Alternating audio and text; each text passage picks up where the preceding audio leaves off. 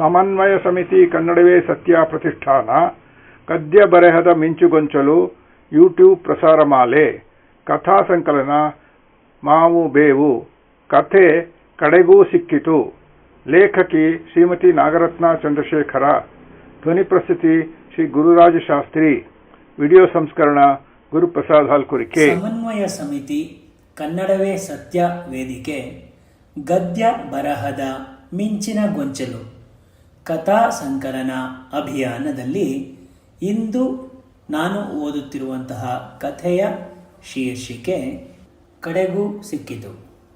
ಬರೆದಿರುವವರು ಶ್ರೀಮತಿ ನಾಗರತ್ನ ಚಂದ್ರಶೇಖರ್. ಓದುತ್ತಿರುವವರು ಗುರುರಾಜ ಶಾಸ್ತ್ರಿ. ಏನು ಸರ್ ಸಿಕ್ತಾ?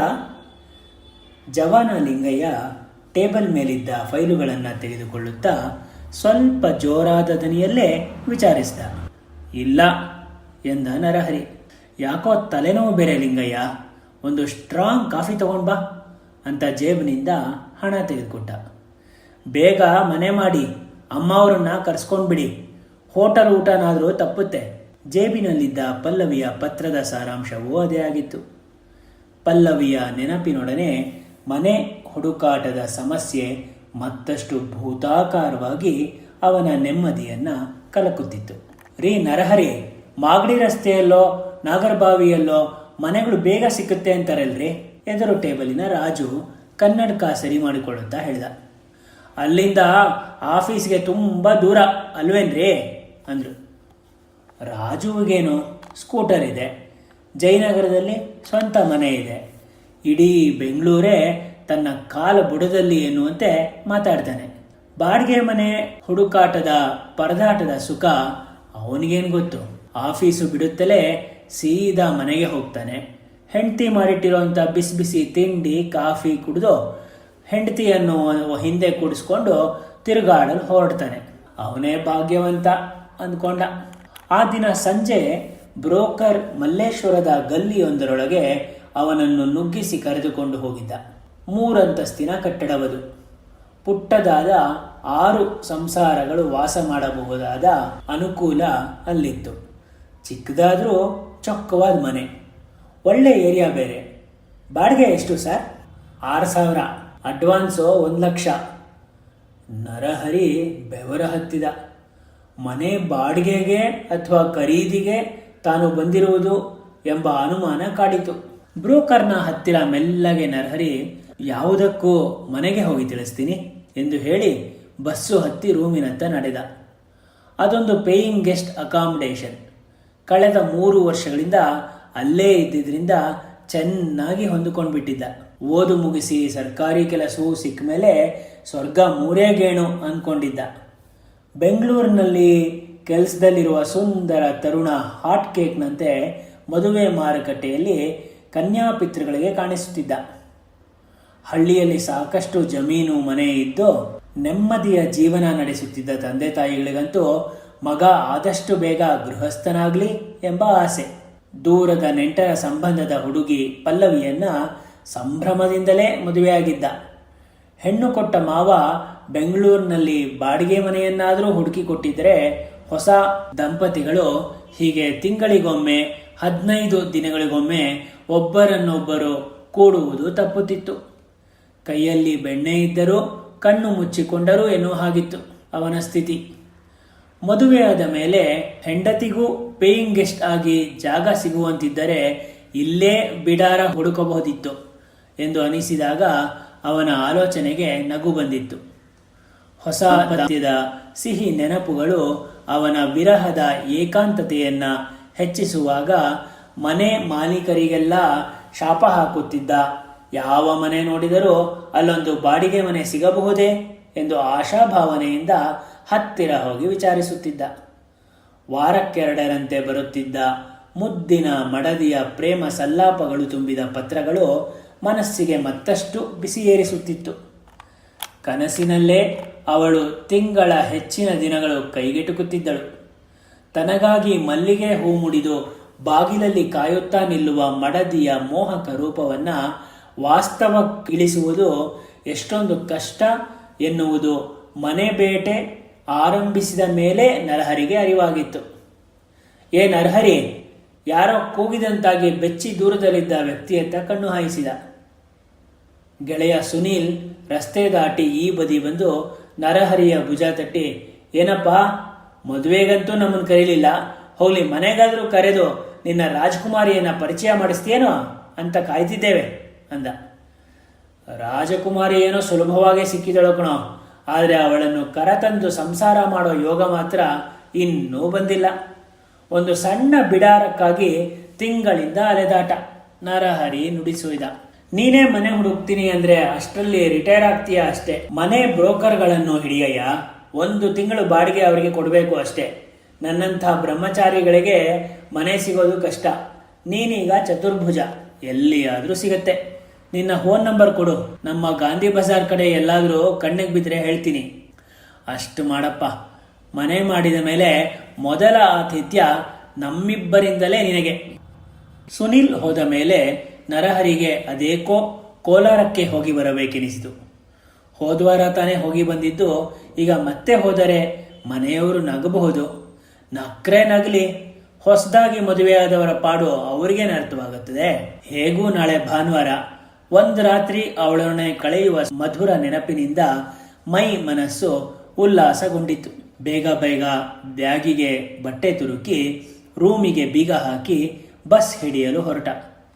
ದಾರಿಯಲ್ಲಿ ಒಂದಷ್ಟು ಮಲ್ಲಿಗೆ ಹೂ, ಬಾಳೆ, ಕಿತ್ತಲೆ ಹಣ್ಣು, ಸ್ವೀಟ್ಸ್ ಪ್ಯಾಕೆಟನ್ನು ಖರೀದಿಸಿದ. 2 ದಿನದ ಹಿಂದಷ್ಟೇ ಸಂಬಳವಾಗಿತ್ತು.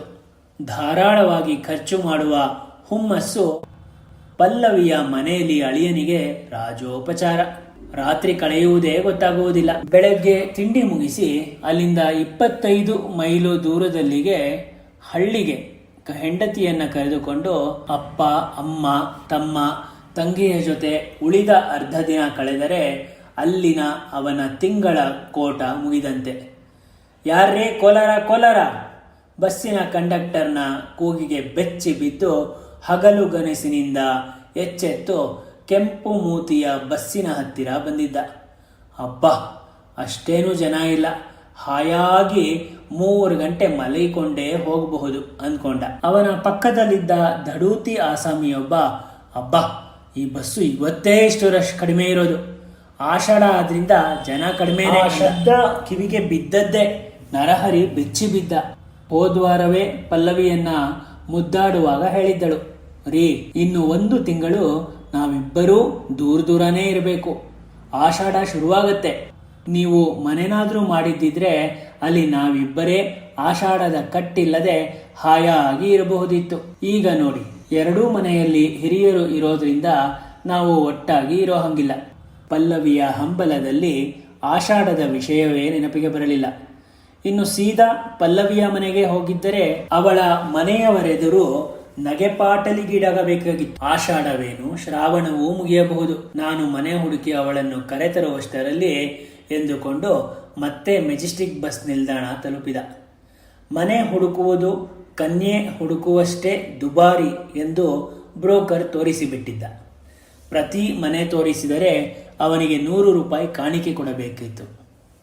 ಡಬಲ್ ಡಿಗ್ರಿ, ಗೌರ್ಮೆಂಟ್ ನೌಕರಿ ಎಲ್ಲ ಇದ್ದು ಬೆಂಗಳೂರಿನಂಥ ಪಟ್ಟಣದಲ್ಲಿರುವ ಮಗನನ್ನು ಪಡೆದ ಅದೃಷ್ಟವಂತರೆಂದು ಹಳ್ಳಿಯ ಜನ ಅವನ ಅಪ್ಪ ಅಮ್ಮನನ್ನು ಹೊಗಳುತ್ತಿದ್ದರು. ಹಳ್ಳಿಯ ಹೆಂಚಿನ ಮನೆ, ಪಂಪ್ಸೆಟ್, ಹೊಲ, ದನಕರುಗಳ ಜಗತ್ತಿನಿಂದ ಹೊರಗೆ ಕಾಲಿಡದ ಮನೆ ಮಂದಿಗೆ ಬೆಂಗಳೂರೆಂದರೆ ಒಂದು ಸ್ವರ್ಗಲೋಕವೆಂಬ ಕಲ್ಪನೆ. ಮಗ ತರುತ್ತಿದ್ದ ಸಂಬಳದ ಅವಶ್ಯಕತೆಯೇನೂ ಅವರಿಗೆ ಇರಲಿಲ್ಲವಾಗಿ ನರಹರಿ ಸುರಕ್ಷಿತ ವಲಯದಲ್ಲೇ ಇದ್ದ. ಮಾವಿನ ಬೇವಿನ ಸೊಪ್ಪಿಗೆಲ್ಲ ಹಣ ಕೊಟ್ಟು ಖರೀದಿಸಬೇಕು. ಹೋಗ್ಲಿ ಅಂದ್ರೆ ಒಳ್ಳೆ ಮಾತಾಡಲು ಜನ ಹಿಂದು ಮುಂದು ನೋಡ್ತಾರೆ ಎಂದು ಅವನಪ್ಪ ಬೆಂಗಳೂರಿನ ಬಗ್ಗೆ ಕಟುವಾಗೇ ಹೇಳುತ್ತಿದ್ದರು. PUC ಓದಿದ್ದ ಪಲ್ಲವಿಗೆ ಮಾತ್ರ ಬೆಂಗಳೂರೆಂದರೆ ಅದೇನೋ ಆಕರ್ಷಣೆ. ಮದುವೆಯಾದ ಹೊಸತರಲ್ಲಿ 3-4 ದಿನ ಕೈ ಹಿಡಿದು ಇಡೀ ಬೆಂಗಳೂರು ಸುತ್ತಿದ್ರಲ್ಲ. ಸಿನಿಮಾಗಳು, ರೆಸ್ಟೋರೆಂಟ್ಗಳು, ಪಾರ್ಕ್ಗಳು, ಫ್ಯಾಷನ್ ಮಾಡುವ ಹೆಂಗಸರು. ಅಬ್ಬಾ, ಇಂಥದೊಂದು ಮಹಾನಗರದಲ್ಲಿ ಒಂದು ಸಣ್ಣ ಮನೆ ಹುಡುಕಲು ತನ್ನ ಗಂಡ ಅದೆಷ್ಟು ಪರದಾಡುತ್ತಿದ್ದಾನೆ ಎಂದು ಸ್ವಲ್ಪ ಅಸಮಾಧಾನವೂ ಇದೆ. ಕಳೆದ 7-8 ವರ್ಷಗಳಿಂದ ನರಹರಿ ಓದು ಉದ್ಯೋಗವೆಂದು ಬೆಂಗಳೂರಿನಲ್ಲೇ ಇದ್ದರೂ ಅದರ ಉದ್ದಗಲದ ಪರಿಚಯವಾಗತೊಡಗಿದ್ದು ಮಾತ್ರ ಮನೆ ಬೇಟೆ ಶುರು ಮಾಡಿದ ಮೇಲೆ. ಹೆಸರೇ ಕೇಳಿರದಿದ್ದ ಲೇಔಟ್ಗಳು, ಡಾಂಬರು ಕಾಣದ ರಸ್ತೆಗಳು, ನೀರಿನ ಬಿಂದಿಗೆಗಳನ್ನು ಸಾಲಾಗಿ ಬೀದಿಗಳಲ್ಲಿ ಜೋಡಿಸಿ ನಿಂತ ಹೆಣ್ಣು ಮಕ್ಕಳು, ಕಜ್ಜಿ ನಾಯಿಗಳು, ಹಂದಿಗಳು ಅಲೆದಾಡುತ್ತಾ ಆಗಾಗ ಅಟ್ಟಿಸಿಕೊಂಡು ಬರುವ ದೃಶ್ಯಗಳು, ಎಲ್ಲಕ್ಕಿಂತ ಮೇಲಾಗಿ ತುಂಬಿ ಹರಿಯುತ್ತಿದ್ದ ಕಸದ ರಾಶಿಯ ತೊಟ್ಟಿಗಳು. ಪಕ್ಕದಲ್ಲೇ ಚರಂಡಿ ಗಲೀಜಿನಲ್ಲಿ ಕುಳಿತ ಪುಟ್ಟ ಮಕ್ಕಳು, ಅಯ್ಯೋ ಇದು ಬೆಂಗಳೂರೇ ಅಥವಾ ನಮ್ಮ ಹಳ್ಳಿಗಿಂತ ಕನಿಷ್ಠವಾಗಿರೋ ಇನ್ಯಾವುದಾದರೂ ಹಳ್ಳಿಯೇ ಎನ್ನುವಷ್ಟು ಅನುಮಾನ. ಇಂಥ ಜಾಗದಲ್ಲಿ ಶೀಟು ಮನೆಗಳೇನೋ ಬಾಡಿಗೆಗೆ ಸಿಗುತ್ತಿದ್ದವು. ಆದರೆ ಪಲ್ಲವಿ ಇಂಥ ಜಾಗದಲ್ಲಿ ವಾಸಿಸುತ್ತಾಳೆ ಎನ್ನುವ ನಂಬಿಕೆ ಅವಳಿಗಿರಲಿ ಅವನಿಗೇ ಇರಲಿಲ್ಲ. ಗಾಳಿ ಬೆಳಕುಗಳೇ ಇಲ್ಲದ ಪುಟ್ಟ ಗೂಡಿನಲ್ಲಿ 5-6 ಮಕ್ಕಳನ್ನು ಸಾಕುತ್ತಾ ಸಂಸಾರ ದೂಡುವ ಸಹಸ್ರಾರು ಜನ ಬೆಂಗಳೂರಿನ ಒಂದು ಭಾಗ ಎನ್ನುವ ಸತ್ಯವನ್ನು ಅವನು ಅರಗಿಸಿಕೊಳ್ಳದಾದ. ಚಂದದ ಮನೆಗಳೇನೋ ಇದ್ದವು. ಅವುಗಳ ಬಾಡಿಗೆ ಅಡ್ವಾನ್ಸು ಅವನ ಕೈ ಅಳತೆಗೆ ಮೀರಿದ್ದು. ಯಾವ ಜಾತಿ, ಕುಲ, ಗೋತ್ರ, ಮದುವೆ ಆಗಿದೆಯೇ, ಮನೆಯಲ್ಲಿ ಎಷ್ಟು ಜನ, ಸಂಬಳ ಎಷ್ಟು, ನೌಕರಿಯಲ್ಲಿ ಸಸ್ಯಾಹಾರಿಯೇ ಮಾಂಸಾಹಾರಿಯೇ, ನಾಯಿಗಿ ಸಾಕೊಂಡಿದ್ದೀರಾ, ನೌಕರಿಯಲ್ಲದೆ ಬೇರೆ ಆದಾಯ ಕೂಡ ಇದೆಯೇ, ಹೆಂಡತಿ ಕೆಲಸಕ್ಕೆ ಹೋಗ್ತಾಳೆಯೇ, ಮನೆಯಲ್ಲಿ ಫ್ರಿಡ್ಜ್ ಮಿಕ್ಸಿ ಗ್ಯಾಸ್ ಇದೆಯೇ, ಅಬ್ಬಬ್ಬ ಒಂದೇ ಎರಡೇ ಎಂಥೆಂಥ ಪ್ರಶ್ನೆಗಳನ್ನು ಮನೆ ಮಾಲೀಕರು ಕೇಳಬಲ್ಲರು. ಸದ್ಯ ಯಾವಾಗ ಮಗು ಮಾಡ್ಕೋತೀರಿ ಎಂದು ಯಾರೂ ಇದುವರೆಗೂ ಅವನನ್ನು ಕೇಳಿರಲಿಲ್ಲ. ಈ ಎಲ್ಲ ಪ್ರಶ್ನೆಗಳನ್ನು ಟೈಪ್ ಮಾಡಿ ಸೂಕ್ತ ಉತ್ತರ ಇಟ್ಟುಕೊಂಡಿದ್ದ. ಇನ್ನು ಮುಂದೆ ಮಾಲೀಕರು ಬಾಯಿ ಬಿಡುವ ಮೊದಲೇ ಈ ಉತ್ತರ ಪತ್ರಿಕೆಯನ್ನು ಓದಿಕೊಳ್ಳಲು ಅವರಿಗೆ ಕೊಡಬೇಕೆಂದು ನಿರ್ಧರಿಸಿಕೊಂಡಿದ್ದ. ಕೊನೆಗೊಂದು ದಿನ ಸ್ನೇಹಿತ ಸುನಿಲ್ ಫೋನ್ ಮಾಡಿ ಹೇಳಿದ ಸುದ್ದಿ ಕೇಳಿ ಕುಣಿದಾಡುವಂತಾಗಿತ್ತು. ಲೋ ನರಹರಿ, ಗಂಟು ಮೂಟೆ ಕಟ್ಟಿ ರೆಡಿಯಾಗಿರೋ, 1ನೇ ತಾರೀಖಿಗೆ ನಮ್ಮ ಮನೆ ಬೀದಿಯಲ್ಲೇ ಒಂದು ಔಟ್ ಹೌಸ್ ಖಾಲಿ ಆಗ್ತಾ ಇದೆ.